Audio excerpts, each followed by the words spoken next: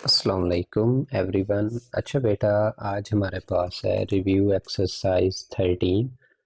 तो आज हम इसके एमसीक्यूज करेंगे। ये हमारे रह गए थे 12 और 13 दोनों के। 12 के हमने कर लिए हैं तो 13 के स्टार्ट करते हैं। तो पहला एमसीक्यूज देखें, कहता है if one event is unaffected. तो देखें इस वर्ड से ही शो हो रहा है इसका answer, by the outcome of another event. अगर दो चीज़ें एक दूसरे पर डिपेंड कर रही होती हैं तो एक की वैल्यू चेंज करें तो दूसरी भी चेंज हो जाती है। तो अगर एक अनअफेक्टेड है दूसरी वैल्यू से, जैसे मैथ में हम लेट करते होते हैं मोस्टली एक्स वाई, तो एक्स की वैल्यू अगर अनअफेक्टेड है, डिपेंड नहीं कर रही किस पर, वाई पर, तो उन दो इवेंट्स को हम क्या नाम दे सकते हैं? इंडिपेंडेंट ही, क्योंकि वो दोनों एक दूसरे पर डिपेंड नहीं कर रहे। ये तो सिंपल इस वर्ड से ही इसका आंसर मैच कर रहा था, वर्डिंग ही उसने चेंज की है। तो दूसरे वाला देखें, इसमें ये हमने कैलकुलेट किया हुआ है, what is the probability of head in a single toss. तो सिंगल टॉस में टोटल आउटकम कितनी होती है? दो, हेड आ सकता है या टेल। तो फिर प्रोबेबिलिटी ऑफ हेड की कैलकुलेट करनी है, तो हेड कितनी बार आ सकता है? एक बार। तो जो आपको पता है जिसकी प्रोबेबिलिटी होती है उसको ऊपर रखते हैं, जो टोटल होती है वो वैल्यू नीचे आ जाती है। तो आंसर क्या आ जाएगा? 1/2। ये तो हमने फार्मूला और पूरे क्वेश्चंस भी किए थे। When two dice are rolled, तो देखें एक डाइस जब रोल करते हैं तो उस पर मैक्सिमम नंबर्स कितने होते हैं? 6 या 1 आ सकता है, या 2 या 3 या 4 या 5 या 6, वो लूडो वाले दाने की जो हमने की थी। तो अगर दो हैं तो टोटल पॉसिबल आउटकम्स उनकी कितनी बनती थी हमारे पास? एक में 6, दूसरे में 6, तो 6 मल्टीप्लाइड बाय 6 करते थे। तो आंसर कितना आ जाएगा हमारे पास? 36। उसके बाद 4 वाला देखें, कहता है व्हेन 3 कॉइन्स आर टॉस्ड। तो पहले अगेन टोटल पॉसिबल आउटकम बना लें। अब है 3 कॉइन्स, एक कॉइन पर पॉसिबिलिटी कितनी होती है? 2 की, या हेड आ सकता है या टेल आ सकता है। 2 कॉइन्स हूँ तो कितनी बन जाएगी? 4। 3 कॉइन्स हूँ तो टोटल कितनी बन जाएगी? 8। मल्टीप्लाई कराते जाएं, 2 मल्टीप्लाइड बाय 2 मल्टीप्लाइड बाय 2, तो टोटल आउटकम मुझे पता चल गई कि 8 है। तो अब जिसके लिए फाइंड आउट करनी होगी उसको ऊपर रख देंगे। पॉसिबिलिटी ऑफ 3 हेड्स, अब तीनों पर ही हेड आ जाए। ये अब पॉसिबिलिटीज जब आप बनाएंगे ना तो तीनों पर हेड आ जाए तो एक ही पॉसिबिलिटी है ना, तो 1/8 हमारे पास।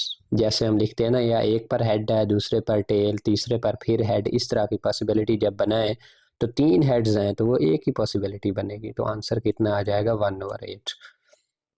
उसके बाद बेटा ये हमने आखिरी क्वेश्चन भी कुछ किए थे, ताश वाली जो गेम वगैरह होती है उसके रेलिवेंट। तो उसके कार्ड्स आपको याद रखने पड़ते हैं वैल्यूज़ के। उसमें रेड कितने होते हैं, उसमें जे कितने होते हैं, उसमें के कितने होते हैं, उसमें जो हम इक्का बोलते हैं या ए वो कितने होते हैं।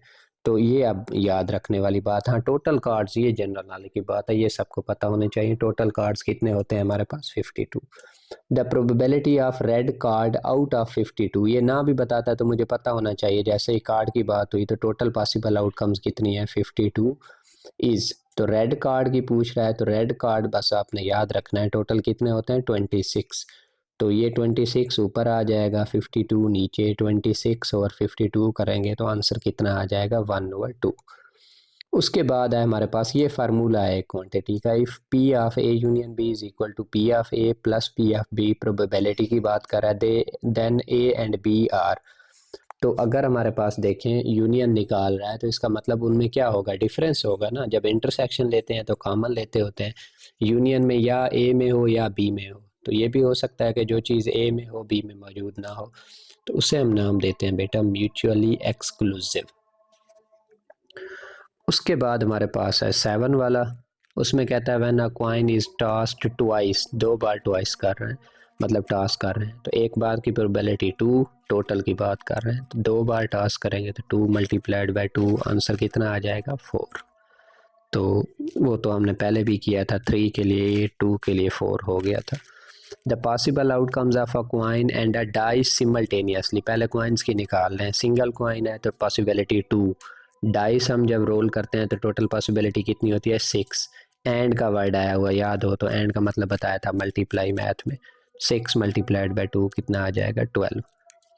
उसके बाद बेटा द रेंज ऑफ प्रोबेबिलिटी। अब देखें प्रोबेबिलिटी, एक टॉस आप कर रहे हैं, या हेड आ सकता है या टेल, बस दरमियान वाली तो पॉसिबिलिटी नहीं है ना।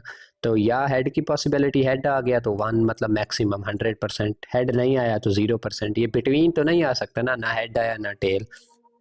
तो ये बात तो जनरल नॉलेज में है कि प्रोबेबिलिटी की जो रेंज होती है वो 0 to 1 होती है, मतलब 0 से 1 के दरमियान कुछ भी हमारे पास हो सकता है, लेकिन ना 1 से ग्रेटर हो सकते हैं ना 0 से लेस। ये बात याद रखनी है। तो 0 to 1 हमारे पास।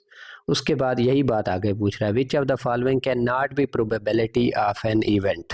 कैन नॉट बी, 0 0 हो सकता है, अभी देखा हमने 0 हो सकता है, 1 हो सकता है, 0 to 1 0.32 बिटवीन नहीं आएगा इनके, ये भी हो सकता है, 1.05 1 से क्रॉस कर गया, नहीं हो सकता।